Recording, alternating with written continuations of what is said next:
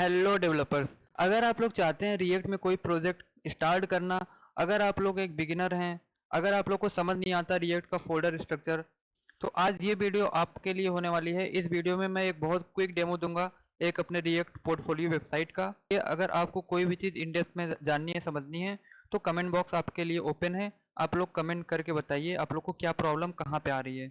Video start करने से पहले मैं एक चीज़ और आप लोग को बता दूं कि प्लीज़ इसकी स्टाइल या तो थीम पे मत जाइएगा, क्योंकि इसमें बहुत कुछ मुझे अभी अपडेट करना बाकी है। जैसे फूटर वगैरह आप लोग देख सकते हैं, थोड़ा सा ऑकवर्ड लग रहा है, मुझे पता है। आप लोगों का पूरा फोकस होना चाहिए कि रिएक्ट में स्टार्ट कैसे करना है। इस वीडियो के एंड होते होते आप लोग को काफ़ी कुछ सीखने को मिलेगा, काफ़ी कुछ समझने को मिलेगा, और आप लोग को एक मोटिवेशन मिलेगा कि आप लोग को रिएक्ट में काम क्यों करना है। तो चलिए स्टार्ट करते हैं। तो आप लोगों को अच्छे से पता होगा कि वेबसाइट में तीन चीज़ें बहुत इंपॉर्टेंट होती है। पहला होता है उसका नेविगेशन बार, जिसको हम हेडर बोलते हैं। होता है सेकंड बीच में जो कंटेंट अपडेट होता है, और लास्ट में हमारे पास होता है फूटर, जैसा कि मैं आप लोग को अभी अभी दिखा चुका हूँ। ठीक है, तो ये रहा मेरा फूटर। सबसे पहले तो मैं इसके डिफरेंट पेजेस पे नेविगेट करके दिखा दूं। यहाँ पे भी आप लोग देख सकते हैं कि जो मेरा हेडर है वो उसमें कोई चेंजिंग नहीं आई। ठीक है, इसके बाद बस कंटेंट हमारा चेंज हुआ, फूटर अभी भी वही का वही है। अगर हम प्रोजेक्ट ओपन करते हैं तो प्रोजेक्ट में भी हमें दिख रहा है कि यहाँ पे भी नेविगेशन बार है।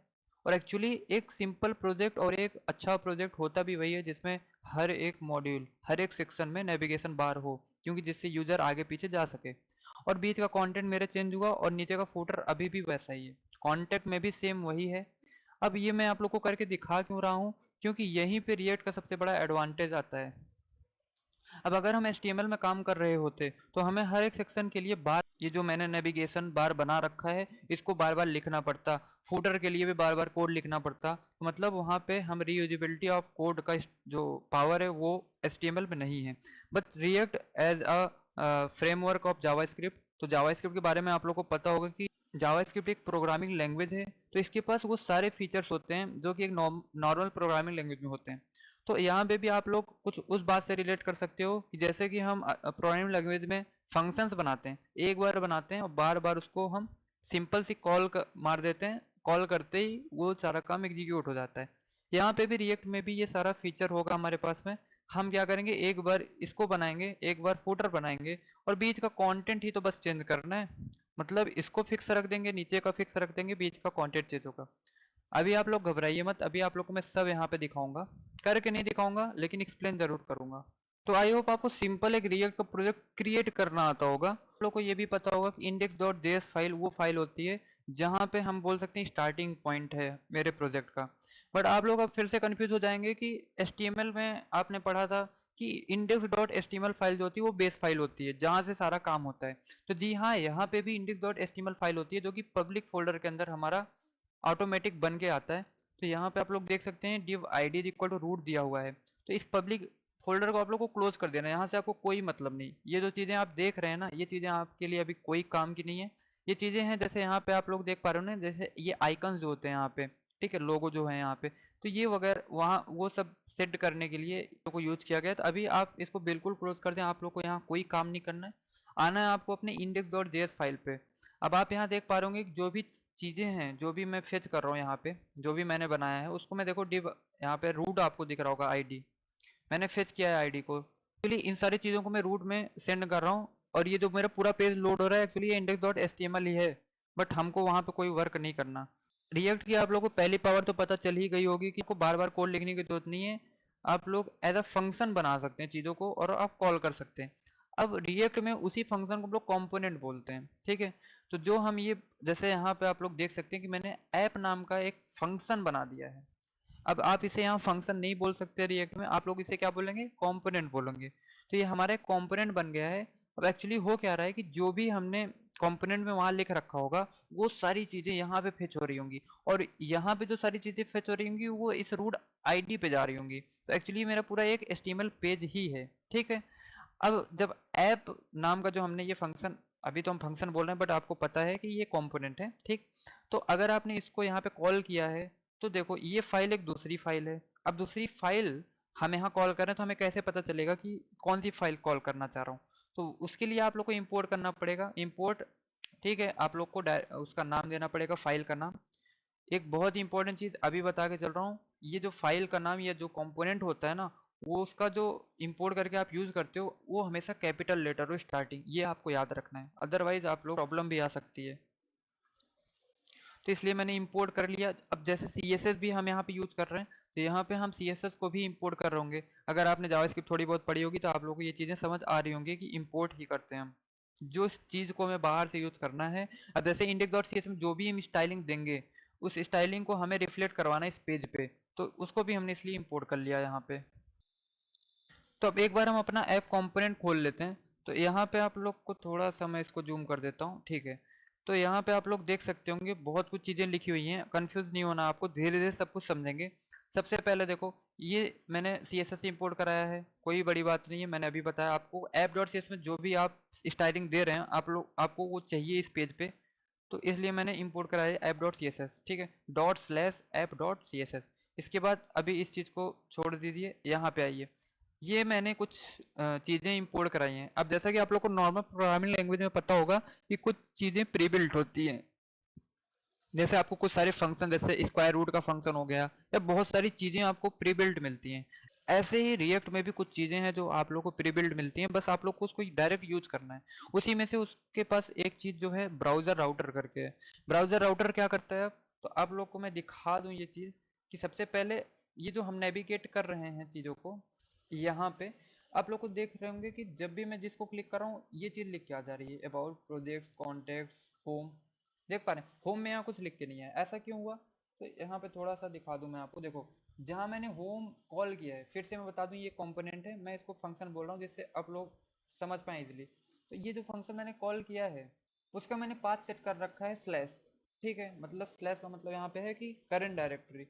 इसके बाद मैंने प्रोजेक्ट को जब कॉल किया मैंने लिख रखा है प्रोजेक्ट्स पाथ में, फिर राउट अबाउट के लिए अबाउट, कॉन्टैक्ट के लिए कॉन्टैक्ट। तो इसका क्या मतलब है, राउटर का राउट करने का क्या मतलब है कि अब आप लोग अगर ये जो पाथ है ना इसका नाम डायरेक्ट लिखते हैं, ठीक है, इसका नाम डायरेक्ट लिखते हैं और एंटर हिट करते हैं, तो आप लोग को ये मैनुअली करने की जरूरत नहीं है, डायरेक्ट खुल जाएगा ये पेज। बस इसी के लिए हम लोग राउट्स का यूज़ करते हैं, कि अगर बंदे को पता है कि उसको क्या वहाँ पे लिखना है URL में, वो लिखेगा और एंटर हिट करेगा, डायरेक्ट वो पेज ओपन हो जाएगा।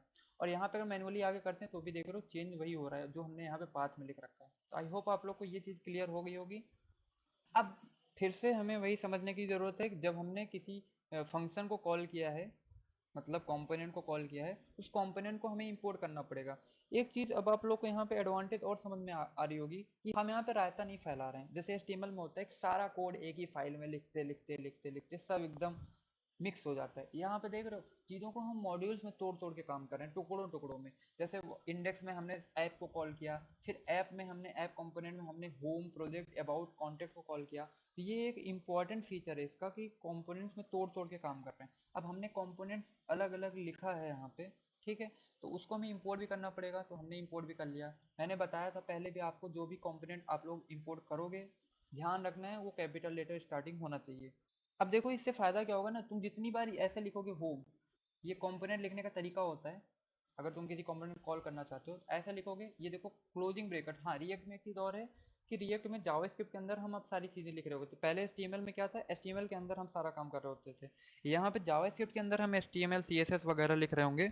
तो एक चीज़ बहुत ध्यान से समझनी है कि अगर हम कोई चीज़ लिख रहे हैं तो उसका क्लोजिंग टैग होना मस्ट है रिएक्ट में, ठीक है। अब तुम्हें ये भी डाउट आएगा, चलो H1 टैग, div टैग, मतलब हर एक टैग में हमें तो पता है कि देखो क्लोजिंग वाला भी होता है, बट ऐसा क्या है जिसमें सिर्फ ओपनिंग टैग होता है, जैसे BR टैग हो गया, जैसे कि आपका इनपुट टैग हो गया, वहाँ पे तो क्लोजिंग कैसे लिखेंगे, इमेज टैग हो गया, तो वहाँ पे सिंपली क्या करना है कि लास्ट में आके ऐसे स्लैश लिख देना है, इसका मतलब क्लोज टैग हो गया, ठीक है।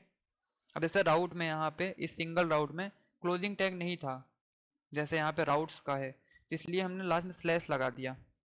इसीलिए हमने जब होम को भी कॉल किया तो हमने क्या कर दिया, लास्ट में स्लैश लगा दिया, क्लोजिंग टैग लगा दिया। तो बस अब सिंपल क्या करते हैं, अब एक नया नया मॉड्यूल बन गया, अब इस पे काम करना हमारे लिए बहुत ईजी है।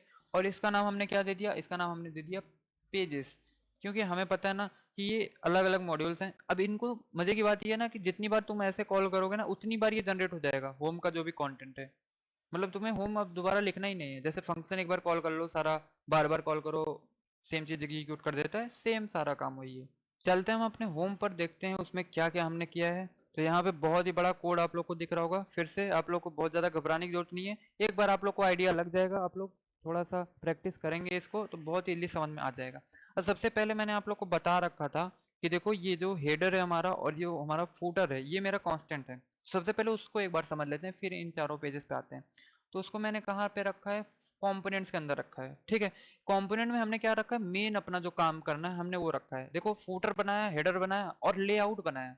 ठीक है, देखो फूटर में क्या था, फूटर सबसे नीचे आ जाते हैं। फूटर ये मेरा जो भी डिजाइन करना है तुम लिख सकते हो यहाँ पे इजिली। ये तो यार कोई भी ट्यूटोरियल देखोगे, कोई भी छोटा सा भी प्रोजेक्ट करोगे तो तुम्हें रिएक्ट में काम करना आता होगा। आई होप नहीं भी आता, कोई भी वीडियो फॉलो कर लो, बहुत इजीली समझ जाओगे कि कैसे ये सब लिखते हैं। तो इस पे मैं नहीं जाने वाला, मैं तुमको एक क्विक ओवरव्यू, कंप्लीट ओवरव्यू दे रहा हूँ चीज़ों का। अब जैसे फिर से ये सारे जो आइकन्स हैं ये मैंने बाहर से यूज किए हैं। ठीक है, इसका मैंने कोड बैठ के नहीं लिखा है, तो इसलिए उसको भी मुझे इंपोर्ट करना पड़ेगा। कहाँ से इंपोर्ट करना पड़ेगा, तो हमारे पास लाइब्रेरीज बहुत सारी होती हैं। जैसा कि यहाँ पे एक लाइब्रेरी है रिएक्ट आइकन, जब तुम सर्च करोगे इंटरनेट पे तो ऐसे तुमको मिल जाएगा। ठीक है, अब यहाँ पे क्या होता है कि बहुत सारे रिएक्ट आइकन, बहुत सारी लाइब्रेरीज होती हैं, आन डिजाइन, बूट स्ट्रैप, तुमको जो भी यूज करना है वो यूज कर सकते हो। अब जैसे मैंने यहाँ पे /f है तो मुझे पता चल गया फॉन्ट ऑसम की बात कर रहे हैं। कैसे, देखो फॉन्ट ऑसम हम लोग ओपन करते हैं तो यहाँ पे क्या करना है, हमको ये कॉपी करके यहाँ पे लाके पेस्ट कर देना है। और ये देखो सारे आइकन के नाम दिए, तो आइकन हमने लिख लिए। अब ये आइकन जहां भी हम कॉल करेंगे, ठीक है, जहां भी कॉल करेंगे वो आइकन्स वहां पे आ जाएंगे। जैसा कि मैं आप लोगों को दिखा भी देता हूँ कि फूटर में हमने जो आइकन्स, ये देख लो क्लोजिंग टैग के साथ में, देखो हर चीज को हम एग्जीक्यूट कर रहे हैं। तो यहाँ पे तुम देख सकते हो ये सारे आइकन्स यहाँ पे फेच हो गए। ये सब तो सिंपली यार HTML ही है, रिएक्ट के अंदर कैसे लिखते हैं वो तुम कहीं से भी इजीली समझ सकते हो। तो ये तो हमारा फुटर हो गया। फिर से हमारा हेडर भी सेम वही, हेडर में भी हमने क्या किया, लिंक और फा बार जो भी हमने किया बाहर से इंपोर्ट किया, क्योंकि वो यहाँ पे हमने अंदर वो काम नहीं किया, हमने बाहर से उसको फेच किया होगा तभी हमने इंपोर्ट किया है।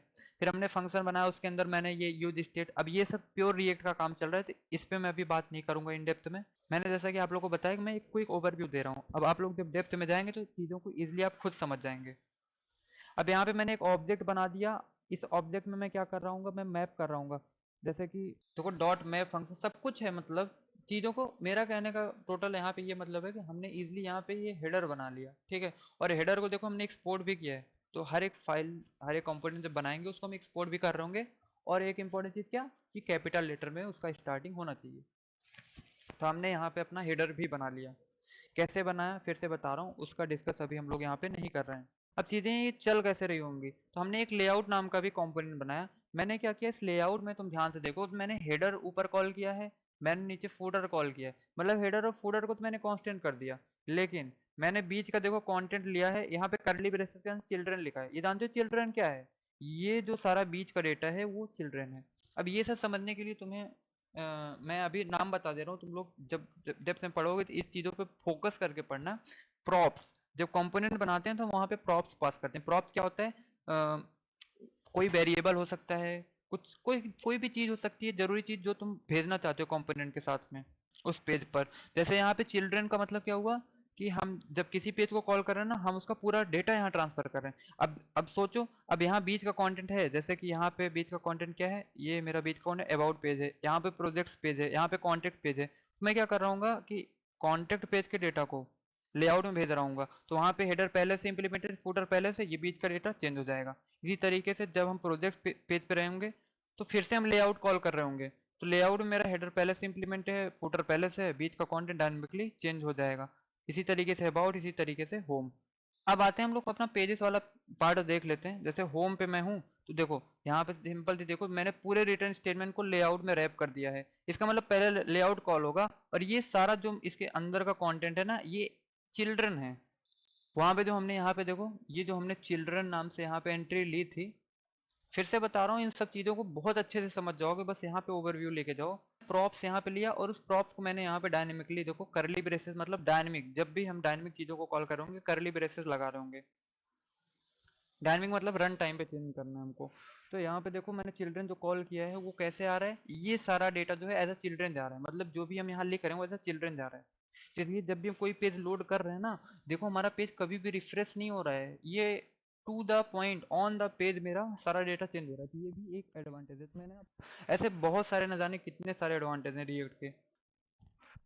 फिर होम पेज के बाद अबाउट पेज पे भी हम हैं, वहाँ पे भी सारी कहानी वही है। ठीक है, ये जो पीछे का ये सब मैंने कलाकारी की हुई है, स्टाइलिंग वगैरह, बहुत सारी वेबसाइट्स हैं जो ऑफर करती हैं ये सारी बहुत इंपॉर्टेंट। बताना भूल गई, जो आप लोग को दिख रहा होगा यहाँ पे जो एनिमेशन दिख रहा है, ये एनिमेशन मैंने कैसे लगाया।